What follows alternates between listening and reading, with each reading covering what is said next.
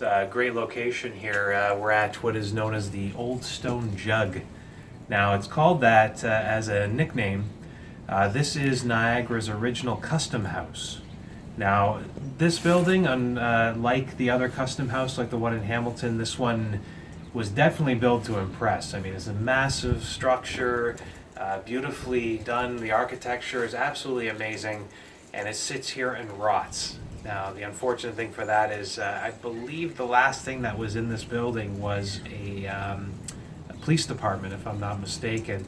There's a few other things that was in here, but it didn't fit the role of customs for very long. As Niagara expanded, especially with the border being so close, they needed more space, so they moved to a more modern building across the street. But this building here is quite significant from the architecture, from the design, as well. There was a movie, you might have heard of an actress known as Marilyn Monroe. She filmed a movie here in Niagara called very simply Niagara. And it was at the time that this place was a police station. So they featured the building in the movie as a police station. A famous photo of Marilyn Monroe with the falls in the background. That was during the time that she was here filming. Now, this place is considered to be haunted, but the stories are quite limited. And I find that to be true with a lot of abandoned locations. Because it's been abandoned for so long, if you don't have living people inside the building to experience ghosts, then usually there's no stories that get out. And even urban explorers, they're not brave enough to go into a place like this because at one point even the roof collapsed in.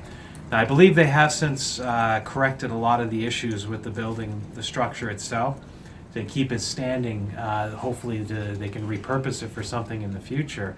But the building itself being abandoned for so long, we just know about a spirit. They say a woman in white has been seen from the street level, sometimes on the third floor. Now, the interesting thing about that is when the windows were open, they could see her walking back and forth, but that would be impossible because if you were inside the building, you'd realize there is no third floor. There's no level. So the only way that this could happen is if she was floating in midair. So very interesting location. You can learn more about it on our article. Just do a search for Old Stone Jug, Jug.